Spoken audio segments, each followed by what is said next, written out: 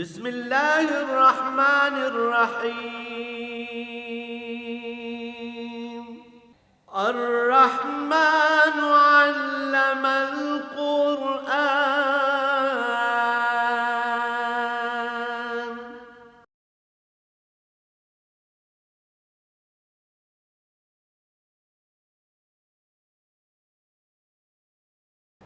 الحمد للہ رب العالمین والصلاة والسلام علی حبیبہ محمد وآلہ وصحبہ اجمعین۔ اعوذ باللہ من الشیطان الرجیم، بسم اللہ الرحمن الرحیم۔ وَلَهُ مَنْ فِي السَّمَاوَاتِ وَالْأَرْضِ كُلٌّ لَهُ قَانِتُونَ وَهُوَ الَّذِي يَبْدَأُ الْخَلْقَ ثُمَّ يُعِيدُهُ وَهُوَ أَهْوَنُ عَلَيْهِ وَلَهُ الْمَثَلُ الْأَعْلَى فِي السَّمَاوَاتِ وَالْأَرْضِ وَهُوَ الْعَزِيزُ الْحَكِيمُ۔ ضَرَبَ لَكُم مَّثَلًا مِّنْ أَنفُسِكُمْ هَل لَّكُم مِّمَّا مَلَكَتْ أَيْمَانُكُم مِّن شُرَكَاءَ فِيمَا رَزَقْنَاكُمْ فَأَنتُمْ فِيهِ سَوَاءٌ تَخَافُونَهُمْ كَخِيفَتِكُمْ أَنفُسَكُمْ كَذَلِكَ نُفَصِّلُ الْآيَاتِ لِقَوْمٍ يَعْقِلُونَ۔ اللهم سبحانك لا علم لنا إلا ما علمتنا إنك أنت العليم الحكيم۔ رب اشرح لي صدري ويسر لي أمري واحلل عقدة من لساني يفقهوا قولي رب زدني علما۔ مولاي صل وسلم دائما أبدا على حبيبك خير الخلق كلهم۔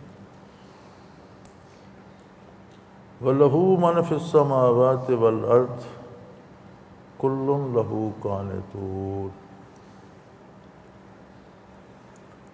آسمانوں اور زمین میں کتنی تخلیقات ہیں، کتنی مخلوق ہے، کس کس طرح اللہ نے پیدا فرمائی ہے، انہیں کس کس کام پہ لگا دیا ہے۔ آسمانوں کی اپنی وسیع دنیا ہے، 7 آسمان ہیں، ملائکہ ہیں، مختلف اہتمام ہیں، انتظام ہیں۔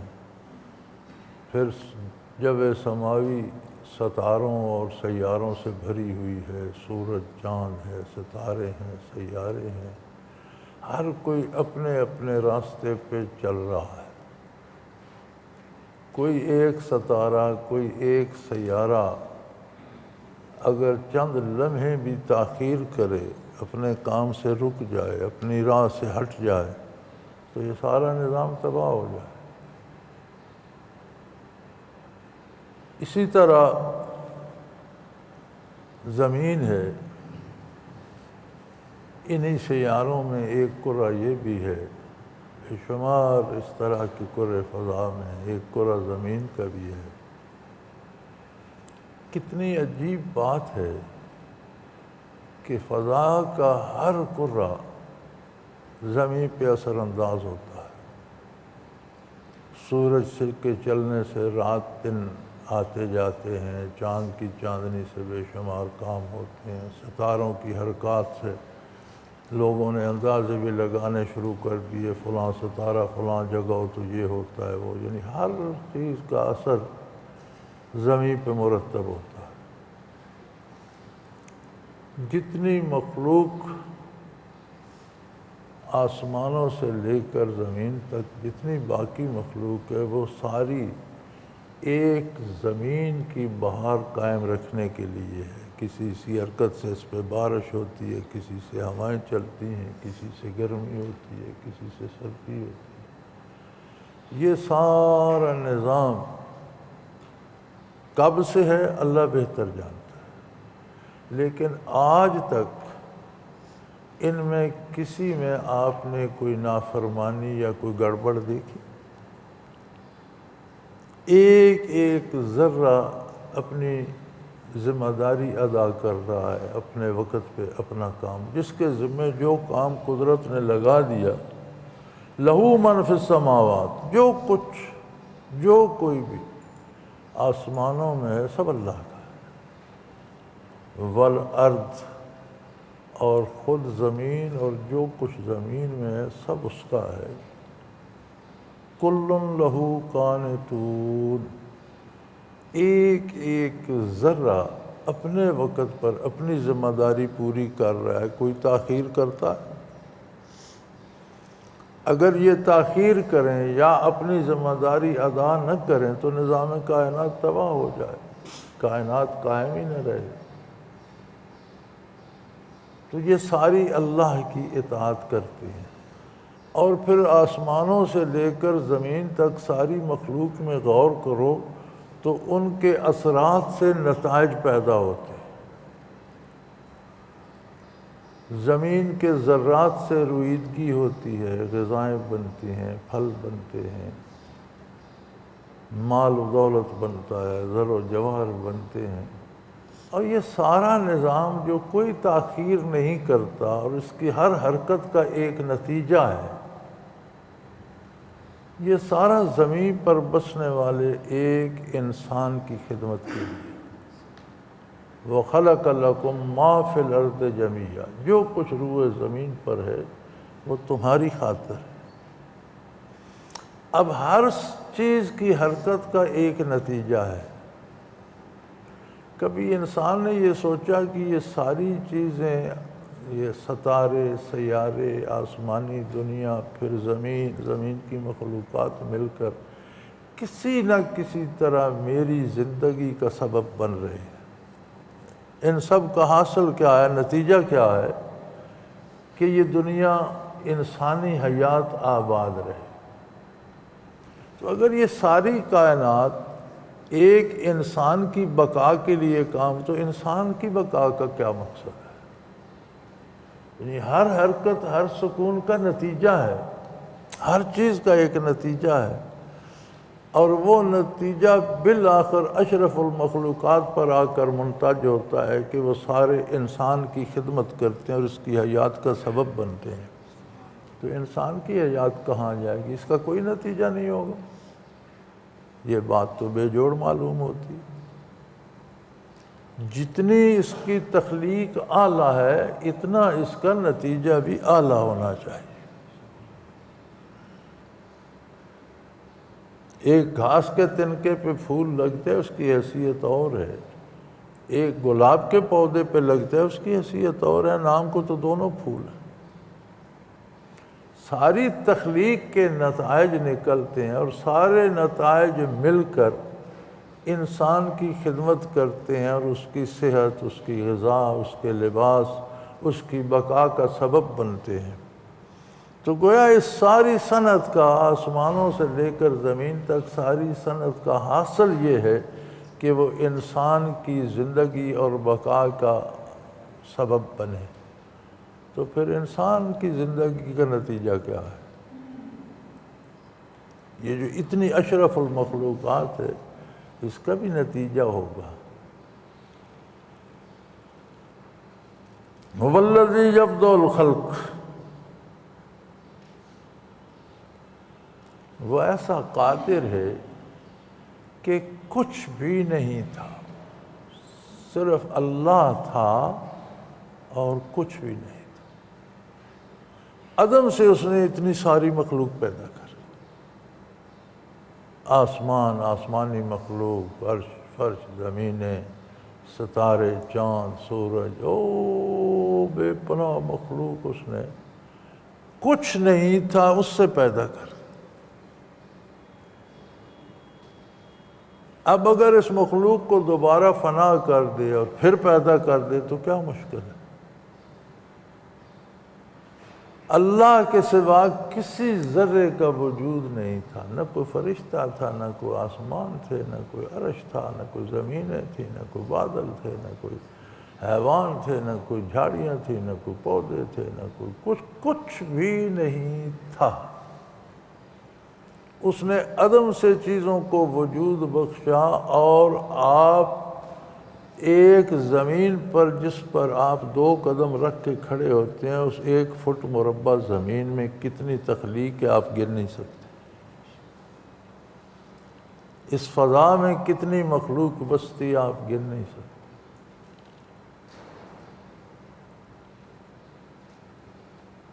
ہمارے ایک ساتھی ہوتے تھے ڈلوال کے، اللہ پاک ان پہ رحم فرمائے اور ان کے درجات بلند کرے۔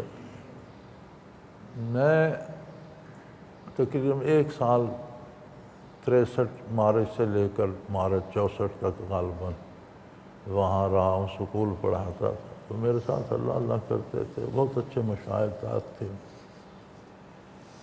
میں آ رہا تھا گلی میں، وہ جا رہے تھے۔ گلی میرا خیال ہے 6-7 فٹ ہوگی، 8 فٹ ہوگی، گلی ذرا کھلی تھی، لیکن آخر گلی ہی تھی۔ تو مجھے دیکھ کر رک گئے، تو مجھے کہنے لگے حضرت میں اس دیوار تک 8 قسم کی مخلوق دیکھ رہا ہوں۔ میں نے کہا جا یار اپنا کام کر، مجھے اپنا کرنے دیں۔ کتنی اللہ کی مخلوق کیسی کیسی ہے، ہمیں جو نظر آتی ہے وہ بھی نظر نہیں آتی۔ ہم زمین سے ایک ذرہ خاک کا اٹھاتے ہیں، ہمیں کوئی پتہ نہیں کہ اس میں آگے کتنے ایٹم کتنے ہیں، سیل کتنے ہیں، اس میں بجلی بھی ہے، اس میں منفی بھی ہے، مثبت بھی ہے، کوئی پتہ نہیں ہوتا۔ یعنی ہم ایک ذرہ سا اٹھاتے ہیں، اس کے اندر کئی جہان آباد۔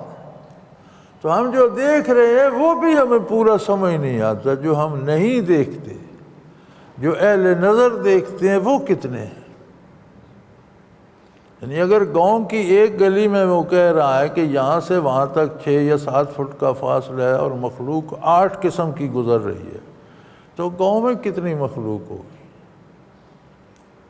پھر شہروں میں جو ہمیں نظر نہیں آتی وہ مخلوق کتنی ہوگی؟ فرمایا لیکن یہ ساری مخلوق احکام الہی کی پابند ہے، کسی کی جرت نہیں کہ سرتابی کر سکے۔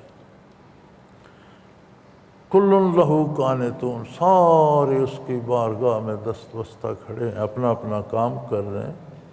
اور اگر اس وسیع مخلوق میں سے کوئی ایک بھی اپنا کام چھوڑ دے تو دنیا کا نظام مختل ہو جائے۔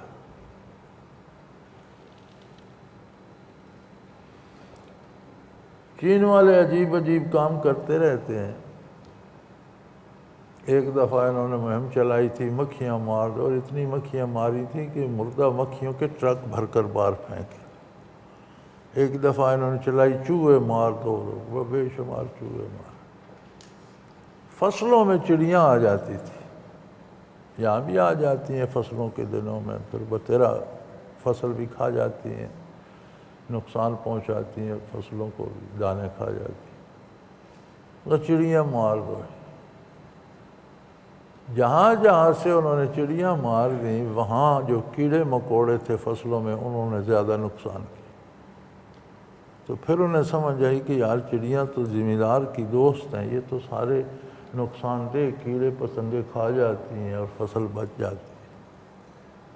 یعنی ہر چیز کوئی نہ کوئی خدمت کر رہی ہے انسانی بود و باش کے لیے، بقا کے لیے، زندگی کے لیے۔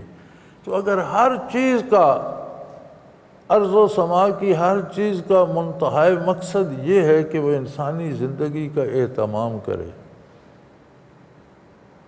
تو انسانی زندگی کا بھی کوئی مقصد تو ہوگا، اس کا بھی تو کوئی انجام ہونا چاہیے۔ جہاں تک اس کی شان ہے، وہ قادر ہے کہ کچھ نہیں تھا تو اس نے یہ بے پناہ مخلوق پیدا کر دی۔ کچھ بھی نہیں تھا، کوئی مادہ، کوئی مواد، کوئی شے، کچھ نہیں تھا۔ اتنی وسیع کائنات اس نے پیدا فرما دی، وہ اسے دوبارہ پیدا فرمائے گا، اسے بگاڑے گا، اسے ختم کرے گا۔ یہ مخلوق ہے، اس کی ابتدا بھی ہے، انتہا بھی ہے۔ عدم سے وجود میں آنا اس کی ابتدا ہے، تو وجود سے مٹ جانا اس کی انتہا بھی ہوگی۔ لیکن مٹا کر پھر بنا دے گا تو اس کو ہوا احون علیہ، وہ اس کے لیے آسان تر ہے بھائی، کوئی مشکل نہیں۔ اس کے لیے کیا مشکل ہے؟ عدم سے جس نے وجود دے دیا، وجودوں کو ڈھا کر دوبارہ زندہ کرنا کیا مشکل ہے اس کے لیے؟ وَلَهُ الْمَثَلُ الْأَعْلَى فِي السَّمَاوَاتِ وَالْأَرْضِ، ارض و سما میں اس اکیلے کی شان ایسی ہے جس کا کوئی بھی مثال نہیں بن سکتا، جس کی کوئی مثال نہیں بن سکتا۔ وہ اعلیٰ، وہ سب سے بالا تر ہے، کوئی اس کا مثیل نہیں ہے، کوئی اس کے برابر کا نہیں ہے، کوئی اس کا شریک نہیں ہے، کوئی اس کے کاموں میں کسی کا حصہ نہیں ہے، وہ سب سے بالا تر اعلیٰ، وَهُوَ الْعَزِيزُ الْحَكِيمُ، اور وہ غالب ہے، جب چاہے جو چاہے اس کے دست قدرت میں ہے، جب چاہے جو چاہے کرے، لیکن وہ حکیم و دانا تر بھی ہے، اپنی حکمت سے چیزوں کو ظہور پذیر کرتا ہے، جو کچھ ہوتا ہے یہ اس کی حکمت ہے۔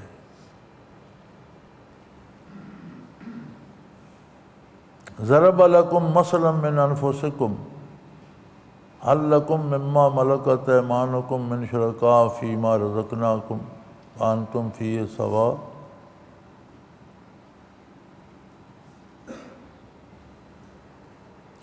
اللہ کریم فرماتے ہیں میں تمہیں ایک مثال دیتا ہوں، اپنی جانوں میں، اپنے وجود پر، اپنی ذات پر غور کرو۔ تم بھی انسان ہو، ایک مخلوق ہو، جن لوگوں کو تمہارا غلام بنا دیا ہے، جن کو تم ملازم رکھ لیتے ہو، جن سے تم خدمت لیتے ہو، وہ بھی انسان ہونے میں تو تم سے کم نہیں، تمہارے جیسے انسان ہیں، اللہ کی مخلوق ہے۔ تمہارے پاس جو مال و دولت ہے، کیا اس میں تمہارے نوکروں، ملازموں، غلاموں کا حصہ ہے برابر کا؟ کوئی حصہ ہے ان کا؟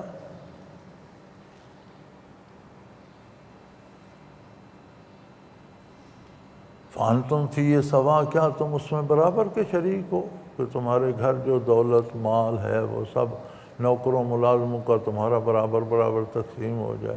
فرمایا اس سے تو بدک جاتے ہو، یہ تو غلام ہے، اور غلام انسان تو ہیں تمہاری ذات، تو اللہ کے ساتھ تو کوئی دوسرا اس جیسا ہے ہی نہیں، تو پھر تم بتوں کو اور دیوتاؤں کو اور موہوم خداؤں کو اس کا حصے دار کیوں بناتے ہو؟ جب تم اپنے جیسے انسانوں کو، جو شاید طاقت میں تم سے بہتر ہوں، جو شاید صحت میں تم سے اچھے ہوں، جو شاید شکل و صورت میں تم سے اچھے ہوں، تم ایک نحیف و نزار ہو، شاید تمہارا مال ملازم ایک کڑیل جوان ہو، تم اسے اپنے مال میں، اپنی دولت میں حصے دار تو نہیں بناتے، برداشت ہی نہیں کر سکتے، تو اس وحدہ لا شریک کے حصے دار بناتے، اس وقت تمہاری عقل کہاں چلی جاتی؟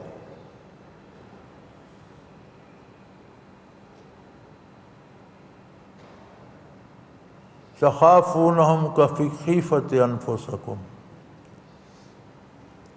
جس طرح اپنی جان کا احساس ہوتا ہے، یعنی میں مالک ہوں، یہ میرے خادم ہیں، نوکر ہیں، اپنی ملکیت قائم رکھنا چاہتے ہو، ان کو حصے دار نہیں، تو اللہ کی حاکمیت قائم رکھنے کی طرف کیوں نہیں آتے؟ تم مخلوق ہو کر اپنی حاکمیت قائم رکھنا چاہتے ہو اپنے سے کم تر لوگوں پر، تو وہ خالق دو عالم ہے، مخلوق پر اس کی حاکمیت کا اقرار کیوں نہیں کرتا؟ كَذَلِكَ نُفَصِّلُ الْآيَاتِ لِقَوْمٍ يَعْقِلُونَ، اللہ کریم باتیں، دلیلیں کھول کر واضح کر کے بیان کر دیتے ہیں، لیکن دلائل بھی ان کے لیے ہوتے ہیں جن کے دماغ میں بھیجا ہو، کوئی عقل ہو، کوئی فہم و فراست ہو، اس طرف توجہ کریں، غور کریں۔ انسان ساری عمر مخلوق کو مسخر کرتا رہتا ہے، ہر بندہ فاتح اعظم بنا ہوا، یہ بھی میں کر لوں، وہ بھی میں کر لوں، وہ بھی حاصل کر لوں، وہ بھی پا لوں، وہ دولت بھی لے لوں، وہ زمینیں بھی لے لوں، وہ عہدہ بھی مجھے مل جائے، وہ گاڑی بھی لے لوں، وہ مکان بھی لے لوں، وہ بنگلہ بھی لے لوں، وہ بھی لے لوں، بھی لیتے رہو، کہاں لے جاؤ گے؟ تم سے پہلے بڑی قومیں آئیں، بڑے بڑے قلعے بنائے انہوں نے، بڑی دنیا فتح کی، بڑے بڑے لشکر بنائے، بڑے بڑے خزانے اکٹھے کیے، کہاں ہیں وہ؟ ان کے قلعے مسمار ہو چکے ہیں، ان کے گھر برباد ہو چکے ہیں، ان کے وجود مٹی کھا گئی ہے، ذرا پھر کے دیکھو تو صحیح۔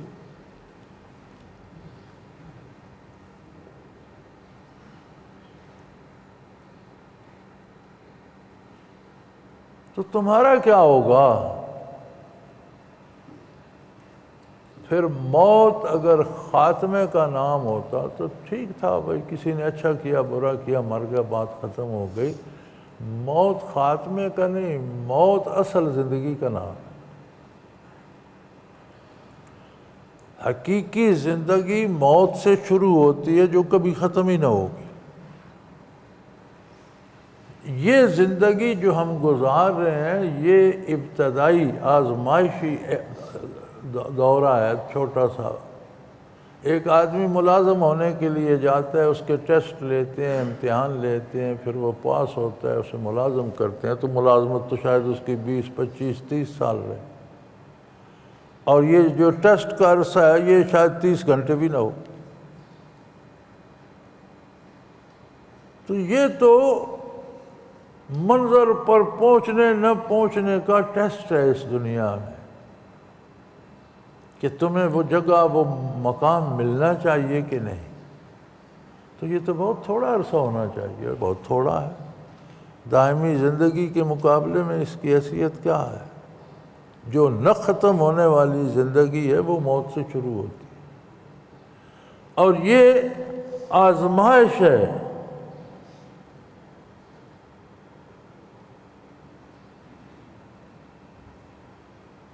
تو اللہ نے بات بڑی کھول کے بیان کر دی ہے، اس آزمائش میں کامیاب اور سرخرو ہو کے نکلو، اللہ کی عظمت کا اقرار کرو، اس کے انبیاء کی اطاعت کرو، ایمان لاؤ، اس کی کتاب کو مانو، اپنے آپ کو اس کے سانچے اطاعت میں ڈھال لو، یہ دنیاوی زندگی بھی آسان ہو جائے گی، آخرت میں بھی کامیابی ہے۔ بڑی مزے کی بات یہ ہے، کہا جاتا ہے کہ جی دوزخ میں بڑی لذتوں سے ڈھانپ دی گئی اور جنت کو مشکلات سے ڈھانپ دیا گیا، لیکن حقیقت یہ ہے، اس کا دوسرا پہلو یہ ہے کہ جنت جانا سب سے آسان ہے۔ حلال روزی کمانا، سچ بولنا، نیک زندگی گزارنا، اللہ کی عبادت کرنا، چھوٹوں پر رحم کرنا، بڑوں کی عزت کرنا، شرافت سے رہنا، غریب مسکین کی اپنی حیثیت کے مطابق مدد کرنا، بیمار کی بیمار پرسی کے، ان میں کون سا مشکل کام ہے جس پر مصیبت آتی؟ اس کا مطلب ہے جنت تو آسان ہے۔ جہنم جانے کے لیے سب سے پہلے تو اللہ کو ناراض کرو، اس کے ساتھ شرک کرو، پھر اس کے نبی کا انکار کرو، پھر بدکاری کرو، پھر چوری کرو، پھر ڈاکہ ڈالو، پھر رشوت لو، پھر سود کھاؤ۔ ان میں سے کون سا ایسا کام ہے جس کے پیچھے پولیس نہیں پھر رہی ہوتی؟ اور ہمارے ہاں تو ایسی بد نصیبی ہے کہ ہمارے اعلیٰ ترین انسان جو اعلیٰ ترین عہدوں تک پہنچتے ہیں، وزیر اعظم ہوں یا صدور ہوں یا وزراء ہوں، جیسے اس پرائم منسٹر ہاؤس سے یا پریزیڈنٹ ہاؤس سے نکلتے ہیں پولیس پکڑ کر جیل میں ڈال دیتی ہے کہ چور ہے۔ کمال ہے، تو کیا فائدہ اس صدارت، اس وزارت، اس یہ تو سارا مشکل کام تو یہ ہے جہنم جانے کا، اور لوگ بڑی محنت کر کے، جیلیں کاٹ کے، گولیاں کھا کے، ملک کی ساری کی تو کار سہ کر، برے کام کر کے تب دوزخ میں محنت تو کرنی پڑتی ہے دوزخ جانے کے لیے۔ کتنا مشکل کر دیا اللہ نے دوزخ جانا، لیکن لوگ زنجیریں توڑا کر ساری زندگی محنت کر کے جا گھستے ہیں۔ اب کتنا آسان کر دیا ہے، خوبصورت راستہ بنا دیا ہے جنت جانے کا۔ بات شعور کی ہے کہ انسان کو کبھی توفیق ملے تو اس موضوع پر بھی سوچے۔ ہماری ساری سوچ ایک لقمہ نان کے گرد بندھی ہوئی، رات دن ہم یہی سوچتے رہتے ہیں۔ یار کوئی زندگی کا بھی مقصد ہے، کوئی تھوڑا سا وقت نکالو، اسے بھی سوچ کر سمجھنے کی کوشش کرو۔ اسی لیے فرمایا کذالک نفصل الآیات لقوم یعقلون، اللہ نشانیاں دلیلیں کھول کر بیان فرماتا ہے لیکن عقل والوں کے لیے۔ عقل والے اللہ انہیں مانتا ہے جو اس کائنات کے نظام کو دیکھ کر اپنے نظام حیات پر غور اور فکر کر کے اپنی زندگی کے نتیجے تک پہنچے، اور جو یہ نہیں سوچتا تو فرماتا ہے اولئک کالانعام، یہ لوگ بھی جانوروں کی طرح ہیں کہ پیٹ بھرا، کھایا پیا اور بیٹھ کے بچے پیدا کیے اور مر گئے۔ بل ہم اضل، یہ چوپاؤں سے بدتر ہیں کہ چوپاؤں کو تو پیدا ہی اللہ نے چوپایا کیا، انہیں شعور ہی اتنا دیا، انہیں تو انسانی شعور سے نوازا تھا لیکن یہ جانوروں سے آگے سوچ نہیں سکے۔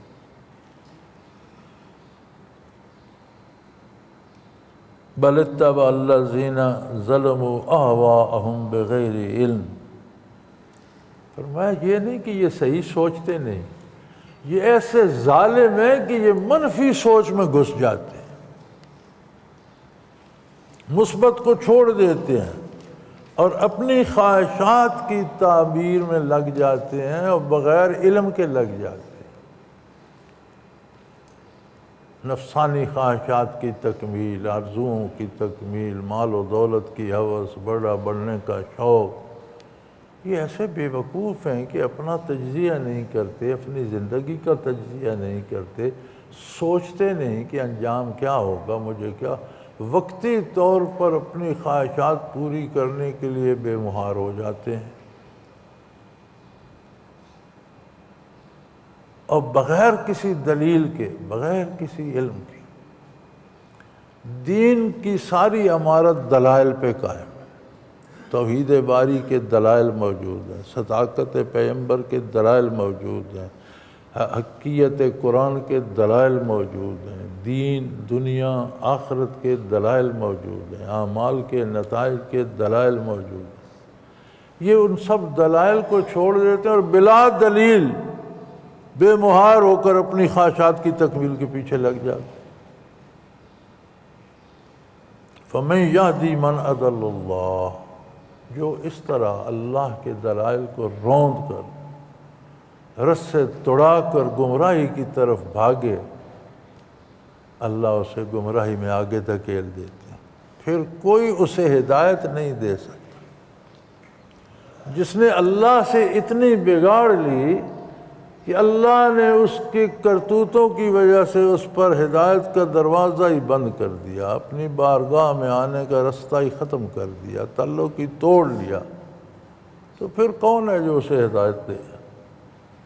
وَمَا لَهُم مِّن نَاصِرِينَ، اور کوئی ایسے لوگوں کا مددگار بھی نہیں۔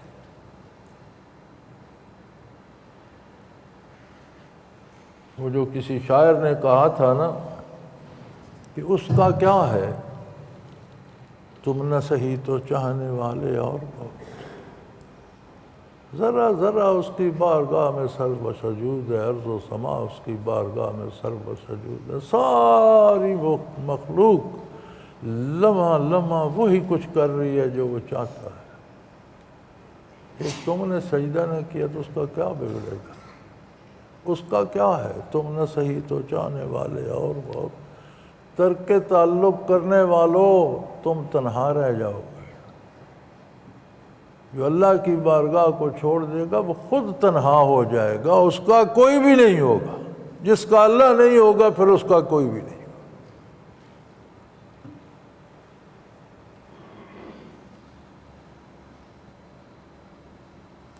فَأَقِمْ وَجْهَكَ لِلدِّينِ حَنِيفًا، اے انسان، ایک دین، ایک نظریہ، ایک طرز حیات جو ایمان و عمل کا مجموعہ ہے، جو اس نے اپنی مہربانی سے تجھے عطا فرما دیا، انبیاء بھیج کر، کتابیں بھیج کر، اس پر ڈٹ جا، کوئی ایچ پیچ وہاں مقبول نہیں ہے، کوئی ہوشیاری دکھانے کی ضرورت نہیں ہے۔ اقم وجہک للدین حنیفہ، اللہ کے دین پر بالکل سیدھا جم جا۔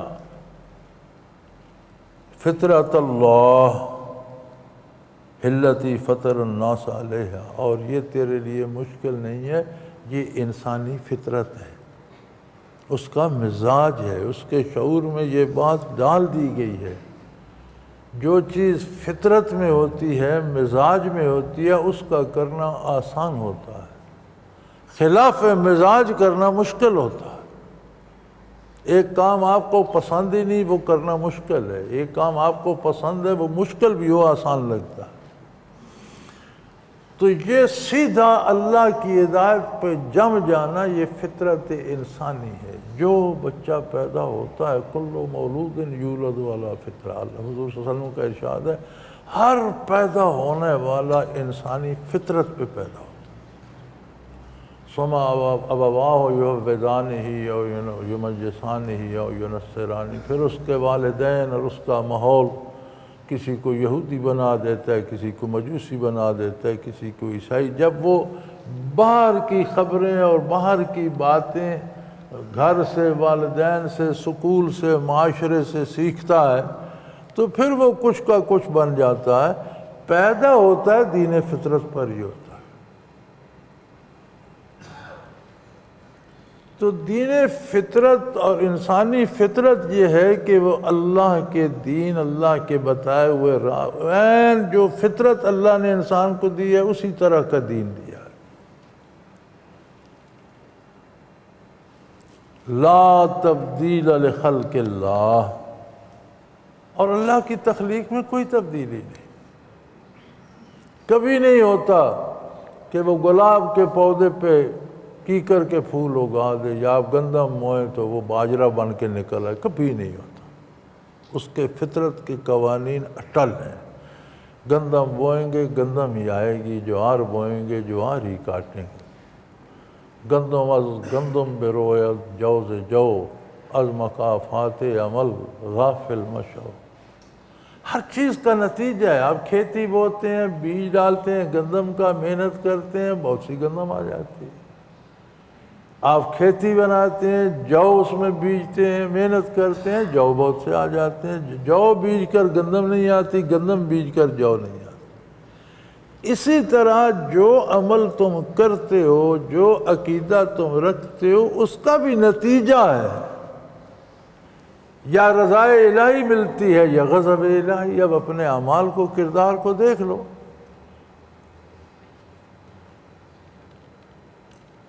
ایک بندہ کسی جگہ بھی جاب کرتا ہے،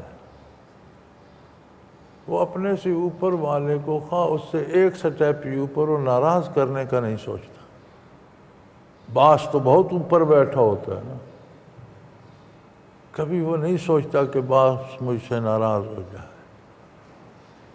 تم اللہ کی بہترین اور خوبصورت مخلوق ہو، اور تمہیں اس نے یہ شرف بخشا ہے کہ تم مجھ سے ہم کلام ہوتے ہو، تم مجھ سے باتیں کرتے ہو، تم اپنا دکھ سکھ کہتے ہو، تم دن میں 5 بار متعدد رکعتوں میں رکوع سجود کرتے ہو، تم سے وہ باتیں کرتا ہے اپنی کتاب کے حوالے سے، تم قرآن کھولتے ہو تو تم سے باتیں کرتا ہے، یہ کرو یہ نہ کرنا، یہاں جانا یہاں نہ جانا، یہ سوچنا یہ نہ سوچنا۔ اس سب کے بعد تم پھر اس کو چھوڑ دو اور اپنی خواہشات اور نفس کے پیچھے لگ جاؤ، تو تم خود اندازہ کر لو اس کی سزا کتنی بڑی ہوگی۔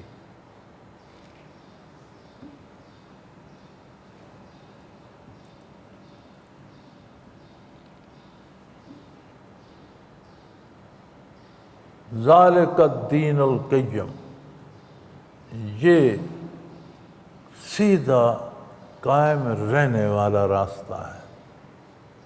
اللہ کی اطاعت پہ جم جاؤ، اللہ کو واحد اللہ شریک جیسا وہ ہے، جیسا نبی کریم منواتے ہیں ویسا مانو۔ نبی صلی اللہ علیہ وسلم کی اطاعت کرو، اللہ کی کتاب کا دامن تھام لو، یہ دین قیم ہے۔ ولیکن اکثر الناس لا یعلمون، لیکن لوگوں کی اکثریت اس بات سے بے خبر ہے، اندھا دھند خواہشات کے پیچھے بھاگ رہے ہیں۔ منیبین الیہ واتقوہ واقیموا الصلاۃ، تین باتیں ارشاد فرمائی۔ منیبین الیہ، انابت ہوتی ہے جھک جانا، اچھائی کی امید پہ دامن سے وابستہ ہو جانا، اپنی مہار دوسرے کے ہاتھ میں اعتماد کر کے دے دینا، وہی کروں گا جو تو فرمائے گا۔ فرمایا اللہ کے ساتھ رشتہ ایسا رکھو، بندے اور اللہ کا رشتہ یہ ہے کہ وہ مالک ہے، خالق ہے، حاکم ہے، ہم مخلوق ہیں، محکوم ہیں۔ ہمارا مالک کے ساتھ مملوک کا اور رب کے ساتھ مربوب کا رشتہ ہے۔ ہمارا تعلق یہی ہے، منیبین الیہ، اس کی بارگاہ میں جھک جائے کہ اے میرے مالک، میں وہی کروں گا جو تو فرمائے گا۔ واتقوہ، اس سے رشتہ پیدا کر لو، ایسا رشتہ پھر غلطی کرتی ہو، اس رشتے میں دراڑ آنے کا ڈر ہو۔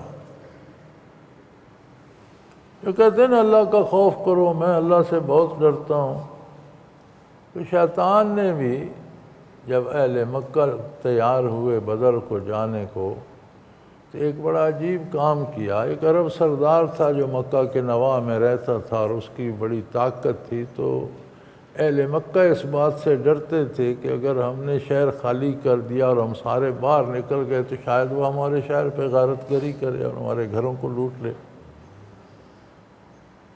تو شیطان نے مجسم ہو کر اس کی شکل اختیار کر لی، ساتھ ایک لشکر بھی لے آیا اور ابو جہل وغیرہ سے کہا کہ بھئی مجھ سے نہ ڈرو، میں تو یہ تمہارے ساتھ آ گیا ہوں، اور یہ جو اسلام ہے اور رسول اللہ صلی اللہ علیہ وسلم ہے یہ ہمارے مشترکہ دشمن ہے، میں بھی تمہارے ساتھ چلتا ہوں۔ مل کو وہ بڑے بے فکر ہو گئے، بڑا انہوں نے لشکر بنایا۔ جب بدر میں پہنچے، فوجیں صفارا ہوئیں، جب فرشتوں کا نزول شروع ہوا تو وہ بھاگا۔ تو ابو جہل نے کہا کہ اتنے بڑے قبیلے کے نامور سردار اور بڑے جاں باز اور بڑے دلیر ہو کر بھاگ رہے ہو۔ تو شیطان نے کہا انی ارا ما لا ترون، اس نے کہا جو میں دیکھ رہا ہوں تم دیکھ نہیں رہے۔ انی اخاف اللہ، مجھے اللہ سے خوف آتا ہے۔ بھئی اللہ کا ڈر تو یہاں بھی آ گیا، شیطان بھی اللہ سے ڈرتا ہے اور بندہ بھی تقوی کا مطلب ڈر ہی کرو اللہ سے ڈرتا ہے، تو فرق کیا ہوا؟ شیطان ڈرتا ہے اس کی طاقت سے، بندے کا ڈر یہ ہے کہ اس کے ساتھ رشتہ قائم کر لے اور پھر کوئی ایسی بات ایسا کام نہ کرے کہ اس رشتے محبت میں دراڑ آئے۔ یہ فرق ہے۔ یہ جو ہم کہتے ہیں خوف خدا، خوف خدا، شیطان کہتا ہے انی اخاف اللہ، میں اللہ سے ڈرتا ہوں۔ وہ ڈرتا ہے جیسا کمزور طاقتور سے ڈرتا ہے، وہ کوئی کمال نہیں، وہ کمزور کو ڈرنا پڑتا ہے۔ بندے کا ڈر نہیں، بندے کا تقوی ہو جو تقوی وہ ڈر ہے کہ ایک رشتہ بن گیا، اب کوئی ایسی بات ایسا کام نہ ہو کہ اس میں کمی آئے، اس میں کوئی دراڑ آ جائے، وہ تعلق خراب نہ ہو۔ تو فرمایا اللہ کی طرف جھک جاؤ، اللہ سے ایسا، وہ تم سے محبت کرنا چاہتا ہے، وہ تم سے محبت کرتا ہے، وہ تم سے اپنی محبت کرانا چاہتا ہے۔ ان کنتم تحبون اللہ، اللہ سے محبت کرنا چاہتے ہو، اگر تم اللہ سے محبت کرنا چاہتے ہو فاتبعونی، قرآن کہتا ہے حضور کی زبان سے کہ میرے حبیب لوگوں کو بتا دو، اگر تم اللہ سے محبت کرنا چاہتے ہو تو میرے پیچھے چلو، میرے ساتھ آؤ، میرا اتباع کرو۔ یحببکم اللہ، اللہ تمہیں اپنا محبوب، وہ تم سے عشق کرنے لگ جائے گا، تمہیں اپنا محبوب بنا لے گا۔ کہاں تم اللہ کو محبوب بنانے چلے تھے، کہاں وہ بات کہ وہ تمہیں اپنا محبوب سمجھ لے۔ وَيَغْفِرْ لَكُمْ ذُنُوبَكُمْ، یار جو کچھ کر چکے ہو، اب ذنوبکم میں کوئی قید نہیں کہ چھوٹے گناہ کیے ہیں یا بڑے کیے ہیں، چوری کی ہے یا ڈاکہ کیا ہے، بدکاری کی ہے یا شرک کیا ہے، کفر، یار جو کچھ کر چکے ہو معاف کر دیں۔ یغفر لکم ذنوبکم، ذنوب میں کوئی قید نہیں ہے کہ ایک وہ گناہ معاف ہوگا، نہیں، سارے گناہ، ساری نافرمانیاں جو کر چکے ہو وہ چھوڑ دو، میرا دامان رحمت تھام لو، میرے نقش قدم پہ چلتے ہو، تمہیں اللہ اپنا محبوب بنا لے گا، ساری خطائیں تمہاری معاف کر۔ اس سے آگے بڑھ کے قرآن کہتا ہے یبدل اللہ سیئاتہم حسنات، انہوں نے جتنے گناہ کیے تھے اللہ اتنی انہیں نیکیاں دے دے، گناہوں کی سزا کی بجائے بڑے بڑے گناہوں کی بڑی بڑی نیکیاں عطا کر دے۔ یبدل اللہ سیئاتہم حسنات، اللہ ان کے گناہوں کو نیکیوں میں بدل دے گا، تمہارے کھوٹے سکے لے کر تمہیں اصلی کھرے سکے عطا کر دے گا۔ اب اگر یہاں پہنچ گئے ہو، انابت الہی نصیب ہے، جھک گئے ہو اس کی بارگاہ میں، رشتہ محبت استوار ہو گئے رب العالمین سے، وَأَقِيمُوا الصَّلَاةَ، تو پھر اس کو قائم رکھنے کے لیے نماز قائم کرو۔ تم نماز میں دیتے کیا ہو؟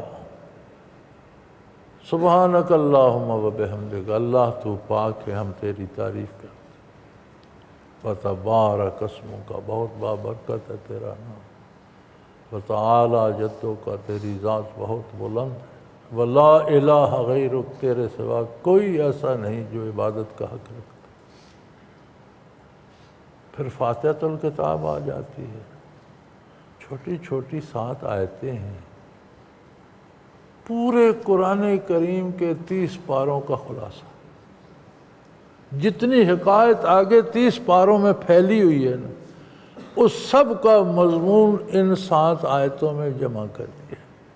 حضرت فرمایا کرتے تھے کہ سورہ فاتحہ قرآن کا خلاصہ ہے، اور ایک آیت فاتحہ کی پہلی آیت بسم اللہ الرحمن الرحیم، سورہ فاتحہ کا خلاصہ اس میں ہے، اور بسم اللہ کی پہلی بے جو ہے اس خلاصے کا حاصل اس میں ہے کہ بے تلبس کی ہے، تلبس ہوتا ہے ساتھ چمٹ جانا، بسم اللہ ساتھ اللہ کے نام کے، یہ بے تو اللہ کی بارگاہ میں اس کے ارشادات سے چپک جانا، پکا ہو جانا، اللہ کے نام، یہی تو سارے دین کا حاصل ہے۔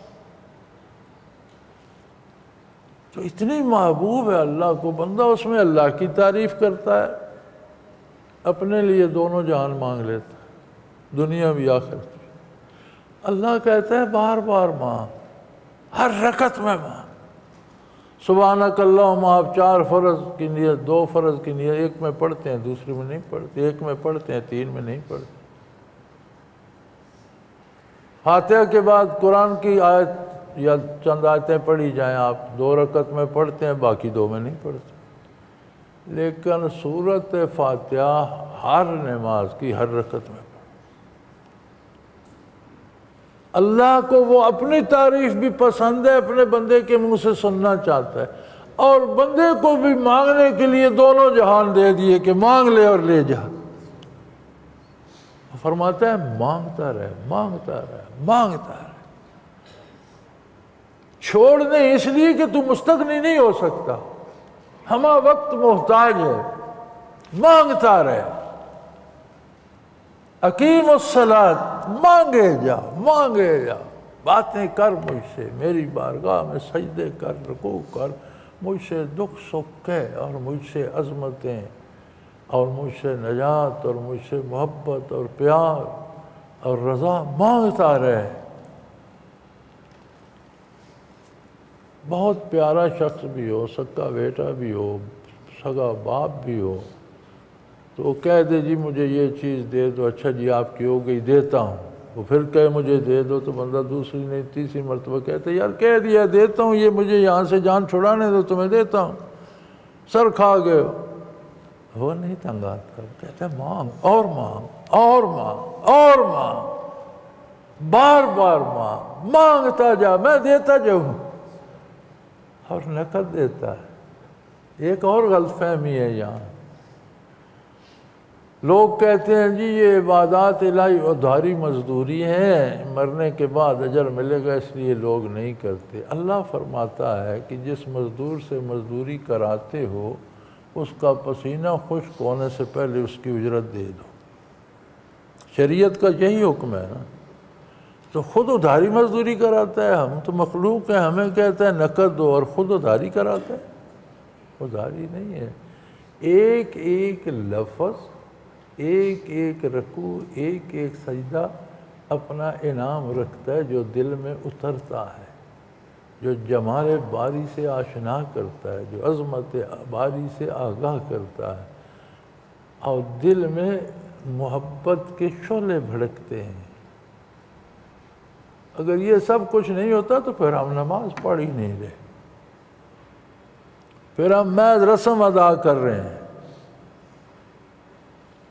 تو فرمایا اقیم الصلاۃ، مانگے جا ڈٹا رہے، بار بار مانگ، جتنا مانگے گا اس سے زیادہ تو اپنی حیثیت کے مانگے گا، میں اپنی شان کے مطابق دوں گا، تو مانگتا جا میں دیتا جاؤں گا۔ تو اندازہ کر لو کہ 5 وقت یہ ساری رکعتیں جو پڑھتا ہے اور رکوع و سجود کرتا ہے تو کتنے ڈھیر انعامات کے جمع ہو جاتے، کتنی لذتیں اس کے دل میں آتی ہوں گی، کتنی راحتیں کروٹیں لیتی ہوں گی۔ اور جب آنکھ بند ہوگی تو یہ اینٹ گارے کے مکان تو چھن جائیں گے، یہ لوہے کی گاڑیاں لوگ لے گا، یہ کاغذ کے نوٹ وارثوں کے ہو جائیں گے، لیکن جب آنکھ بند ہوگی تو تب آنکھ کھلے گی، پھر آگے وہ دولتوں کے ڈھیر ہوں گے، بے شمار محلات ہوں گے، بے شمار آسائشیں ہوں گی، بے پناہ انعامات الہی ہوں گے، تو زندگی کا تو مزہ آ گیا۔ وَلَا تَكُونُوا مِنَ الْمُشْرِكِينَ، اور یاد رکھنا کسی بھی طرح کسی کو اللہ کا شریک مت سمجھنا۔ گویا ساری عاجزی اللہ کے لیے ہے، ساری اطاعت اللہ کے لیے ہے۔ اور کون ہے مشرک، کون ہے جن میں سے مجھے نہیں ہونا چاہیے؟ فرمایا من الذین فرقوا دینہم وکانوا شیعا، جن لوگوں نے دین میں تفریق پیدا کر دی۔ دین میں تفریق کب پیدا ہوتی ہے؟ جب ہم دین کو دنیا کا ذریعہ بناتے ہیں، جب ہم تقریریں واعظ کر کے روپیہ بٹورنا چاہتے ہیں، جب ہم واعظ تقریریں کر کے اپنے ہاتھ پاؤں چموانا چاہتے ہیں، لوگوں سے سجدے کروانا چاہتے ہیں، لوگوں کو اپنا غلام بنا کر ان کے مال و دولت پر عیش کرنا چاہتے ہیں، تو پھر دین میں تفریق آ جاتی ہے۔ نام دین کا ہوتا ہے، مقصد دنیا ہوتی ہے۔ جب یہاں پہنچتے ہیں تو پھر متحد نہیں رہتے، ہر کوئی اپنا اپنا ہیلہ الگ کر لیتا ہے، کانو شیعہ، پھر گروہ بن جاتے ہیں، تقسیم ہو جاتے ہیں، گروہوں میں مختلف گروہ بن جاتے ہیں۔ اور مقصد کیا ہوتا ہے کہ وَكُلُّ حِزْبٍ بِمَا لَدَيْهِمْ فَرِحُونَ، چونکہ مقصد حصول دنیا ہوتا ہے، پھر جتنے گروہ بنتے ہیں سارے بڑے مزے میں ہوتے ہیں کہ میرا کام بڑا ہو رہا ہے، پیسے بھی مل رہے ہیں، لوگ پاؤں بھی چومتے ہیں، ہاتھ بھی چومتے ہیں، مٹھیاں بھی بھرتے ہیں، گھر بھی بڑا بنا لیا ہے، موٹریں بھی آ گئی ہیں، دولت بھی آ گئی ہے۔ فرمایا یہ دولت، یہ روپے، یہ مٹی کے گھر، یہ دین کا حاصل نہیں ہے، یہ دنیا میں رہنے کی عارضی چیزیں ہیں۔ دین سے جو دولت ملتی ہے وہ تو جب تم قبر میں داخل ہوگے، آنکھ بند ہوگی تو آنکھ کھلے گی، پھر وہ چیزیں سامنے ہوں گی، پھر پتہ چلے گا کہ تم نے کیسا گھر پایا، تمہارے پاس کتنی دولت ہے، تمہارے پاس کتنے نوکر چاکر ہیں، تمہارے پاس کیا کیا نعمتیں ہیں۔ تو دین میں تقسیم کیوں ہوتی ہے؟ جب دین کو دنیا کا ذریعہ بنایا جاتا ہے، دین سے ہم دنیا کمانا چاہتے ہیں، تو فرمایا پھر ہر کوئی اپنی خواہشات کے مطابق معنی گھڑ لیتا ہے اور پھر اس کو دنیا ملنا شروع ہو جاتی ہے۔ کلو حزب بما لدیہم، جتنے گروہ بنتے ہیں اپنی اپنی جگہ سارے بڑے خوش ہوتے ہیں کہ بڑھیا موجہ، ہر چیز مل رہی ہے۔ لیکن پھر عظمت الہی تو اپنی جگہ قائم ہے۔ وَإِذَا مَسَّ النَّاسَ ضُرٌّ، جب ان پر کوئی مصیبت آ جاتی ہے، کوئی بیماری آ جاتی ہے، کوئی دکھ آ جاتا ہے، دعوا ربہم منیبین الیہ، فوراً پھر بڑے اطاعت شعار بن جاتے ہیں ساری طرح، یا اللہ مجھے معاف کر دے، یا اللہ میری مصیبت دور کر دے، یا اللہ مجھے صحت دے دے، یا اللہ مجھے ان مقدموں سے نجات دے، بڑے پھر پارسا بن جاتے۔ وہی لوگ جنہوں نے دین کو دنیا کا ذریعہ بنایا، پھر بڑے جب تکلیف آتی ہے تو بڑے دعائیں کرتے ہیں، ثم اذا اذاقهم منه رحمة اذا فریق منهم بربهم یشرکون، پھر جب اللہ رحم فرما دیتے ہیں، مصیبت دور کر دیتے ہیں، پھر اللہ کا نام نہیں لیتے، پھر کہتے ہیں میرا یہ کمال ہے، دیکھو میں نے اس مصیبت کو بھی دھکا دے کر اتار دیا، میرے فلاں دوست کا احسان ہے، اس کی سفارش سے ہو گیا، میرے پاس پیسہ تھا، میں نے جج کو پیسے دیے، میں نے، پھر وہ کہتے ہیں یہ میرا، پھر اللہ کے ساتھ شرک شروع کر دیتے ہیں کہ میں نہیں کیا تھا۔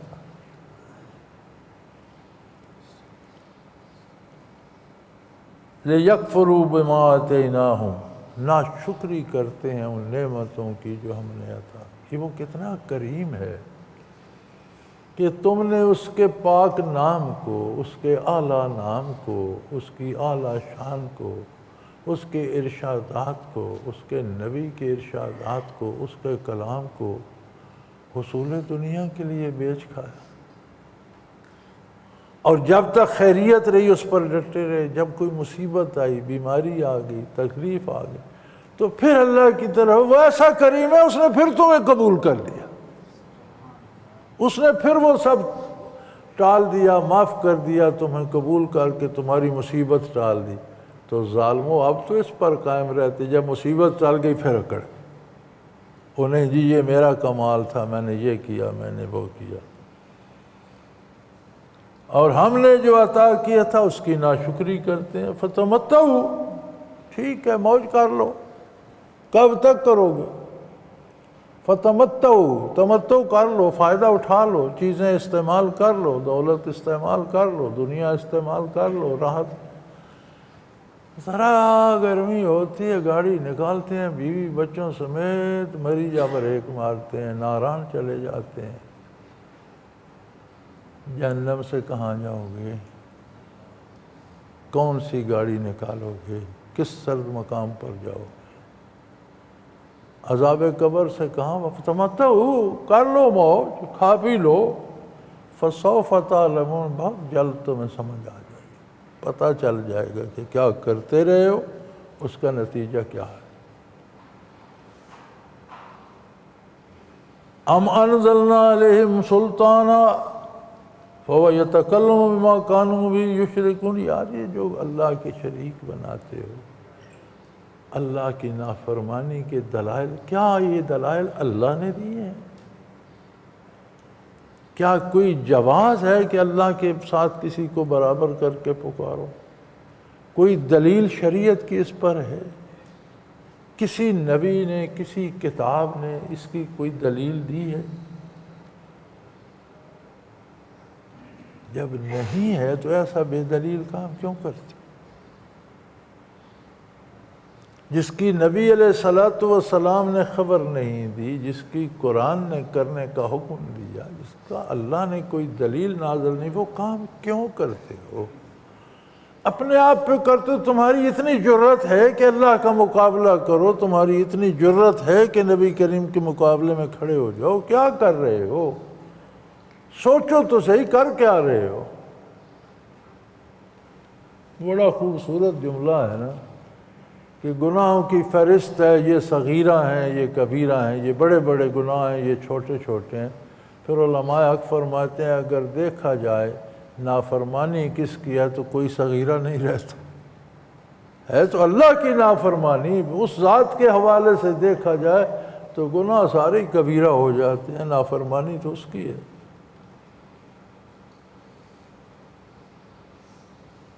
تو فرمایا کیا ہم نے انہیں کوئی آیت، کوئی دلیل، کوئی ثبوت دیا ہے جس پر یہ شرک کرتے ہیں؟ اذا اذقنا الناس رحمة فرحوا بها، جب ان پر اللہ کی رحمت ہوتی ہے، آسانیاں آتی ہیں تو بڑے خوش ہوتے ہیں، بڑے پھونڈ جاتے ہیں، بڑے یہ میں یہ ہوں، میں وہ ہوں۔ ان تصبهم سیئۃ بما قدمت ایدیہم اذا ہم یقنطون، اور جب ان پر کوئی مصیبت آتی ہے، اور مصیبت کیوں آتی ہے؟ بما قدمت ایدیہم، ان کے اپنے ہاتھوں کے کیے سے مصیبت آتی ہے۔ قرآن کریم میں دوسری جگہ اللہ کریم فرماتے ہیں کہ اگر ہر جرم پر گرفت ہوتی تو دنیا میں کوئی زندہ نہ رہتا، میں گناہ معاف کرتا رہتا ہوں، کسی کسی پر تھوڑی بہت تکلیف بھیج دیتا ہوں، وہ بھی اس لیے کہ تمہیں اندازہ ہو کہ برائی کا نتیجہ کیا ہے، اور تم رجوع کرو، توبہ کرو میری بارگاہ میں، اور میں تمہیں معاف کرتا ہوں۔ ان تصبهم سیئۃ بما قدمت ایدیہم، اب اپنے کردار کی وجہ سے تھوڑی بہت کوئی تکلیف آ جاتی ہے، اذا ہم یقنطون، پھر نا امید ہو جاتے ہیں، پھر بد نصیبوں کو یہ خیال بھی نہیں آتا کہ اب تو اللہ کی بارگاہ میں، تو پھر کہتے ہیں اب میرا کچھ نہیں ہو سکتا۔ ڈاکٹر نے بھی جواب دے دیا جی، کینسر تیسرے سٹیج میں چلا گیا جی، اب میرا کچھ نہیں ہو سکتا جی، چاقو لے گئے سب کچھ میرے پاس، کچھ اب میرا کچھ نہیں ہو سکتا، باب نا امیدی اور اس میں ڈوب جاتے ہیں۔ اولم یروا ان اللہ یبسط الرزق لمن یشاء ویقدر، کیا دیکھتے نہیں وہ جسے چاہتا ہے بے پناہ رزق عطا کر دیتا ہے، جسے چاہتا ہے اسے تنگی بھیج دیتا ہے، تو پھر اس سے رجوع کیوں نہیں کرتے؟ یہ بھی سزا ہے کردار کی کہ نا امید ہو جاتے، بیٹھے رو رہے ہوتے ہیں، آہیں بھر رہے ہوتے ہیں، شکوے کر رہے ہوتے ہیں، میرا کچھ نہیں بچا، میرے پاس کچھ نہیں ہے، میرا کوئی راستہ نہیں۔ وہ اللہ کے بندے، اللہ کی بارگاہ کھلی ہے، اس کی بارگاہ آج بھی تیرا انتظار کر رہی ہے، توبہ کر، رجوع اللہ کر، اب اللہ کی بارگاہ میں عاجزی کر، یا اللہ میں بڑا گناہگار ہوں پر میں توبہ کرتا ہوں، تیری بارگاہ میں حاضر ہوں، مجھ پہ رحم فرما۔ لیکن وہ جو پچھلے کرتوت تھے نا، انہوں نے توفیق توبہ بھی سلب کر لی، پھر نا امید ہو کر بیٹھ جاتے ہیں، اور یہ ان کے سامنے کائنات پھیلی ہوئی ہے، یہ نہیں دیکھتے۔ ہم نے دیکھا ہے مزدوروں کو حکومت کرتے، یہ ہٹلر جس نے پوری دنیا ہلا دی تھی، اس کا باپ موچی، اور موچی بھی اس درجے کا تھا کہ گلی میں بیٹھ کر جوتے گانٹ رہا ہوتا، بیٹے نے پوری دنیا ہلا کے رکھ۔ ہمارے حکمرانوں میں اکثر ایسے ہیں جن کو اور جن کے باپ دادا کو ہم نے مزدوریاں کرتے دیکھے، حکومتیں کر رہے ہیں۔ جب چاہتا ہے، جس کو چاہتا ہے، جو چاہتا ہے دے دیتے، تو نا امید کیوں ہو رہا ہے؟ پھر اس کی بارگاہ میں کیوں نہیں جاتا؟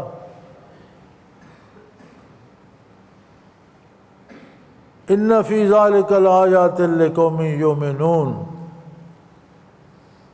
ان باتوں میں بڑی دلیلیں ہیں، لیکن بھئی کوئی دلیل سنے تو صحیح، سمجھنے کی کوشش تو کرے۔ دلیل کو سننے سمجھنے کے لیے ایمان چاہیے، یقین چاہیے، اعتماد چاہیے، اللہ کی عظمت کا اقرار ہو، پھر یہ پتہ ہو کہ وہ خالق کائنات ہے، ہر نعمت وہی دے رہا ہے، پھر اس کے نبی پہ اعتماد ہو، پھر اس کی کتاب پہ، پھر تو دلائل بھی کام آئے۔ تو ان چیزوں کا پتہ ہی نہ ہو، اس طرف کبھی سوچا ہی نہ ہو، ادھر دھیان ہی نہ کیا ہو، تو پھر دلیلیں ایسے بندے کو کیا کام آئیں گی؟ وآخر دعوانا ان الحمد للہ رب العالمین۔ اللہ اللہ اللہ اللہ اللہ اللہ اللہ اللہ۔ حضرت امیر محمد اکرم آوان مد ظلہ العالی دارالعرفان منارہ ضلع چکوال میں سالہ سال سے قرآن و حدیث کے اوپر خطابات کر رہے ہیں اور سلسلہ نقشبندیہ اویسیہ کے مطابق لوگوں کو ذکر الہی کی تربیت دے رہے ہیں۔ وہ قرآن پاک کی تفسیر ترتیب وار بیان کر رہے ہیں۔ تفسیر قرآن کو وہ موجودہ ملکی اور بین الاقوامی حالات کے مطابق بیان کرتے ہیں۔ موٹر وے سے کلر کہار کے انٹرچینج سے نکلتے ہوئے کلر کہار کی جھیل سے ہوتے ہوئے میانی، بوچھال اور نور پور سے گزرتے ہوئے دارالعرفان منارہ پہنچ سکتے ہیں۔ حضرت امیر محمد اکرم آوان نے بچیوں اور بچوں کی دینی اور دنیاوی تعلیم کے لیے سقارہ اکیڈمی کے نام سے ایک درسگاہ بھی قائم کی ہے، جس کا افتتاح ملک پاکستان کے صدر جنرل محمد ضیاء الحق نے اپنے دست مبارک سے کیا تھا۔ وہ تمام احباب جو اسلام کی طلب رکھتے ہیں ان سے گزارش ہے کہ دارالعرفان منارہ ضلع چکوال میں امیر محمد اکرم آوان صاحب کے خطابات سے مستفید ہوں۔ وہ ہر جمعے کو نماز سے پہلے بیان فرماتے ہیں۔ ہر ماہ کی پہلی اتوار کو ماہانہ اجتماع ہوتا ہے جس میں آپ خصوصی خطاب فرماتے ہیں اور پاکستان کے چاروں صوبوں سے احباب اس اجتماع میں شرکت کرتے ہیں۔ اس کے علاوہ یہاں سال میں 2 مرکزی اجتماعات بھی ہوتے ہیں، ایک رمضان المبارک میں اعتکاف کا اجتماع اور دوسرا جولائی اور اگست میں 40 دن کا اجتماع ہوتا ہے جس میں روحانی تربیت کی جاتی ہے۔ اپنا خون سیماب دے کر اتنا ہم کر جائیں گے، نام آقا کا چمن میں پھر رقم کر جائیں گے۔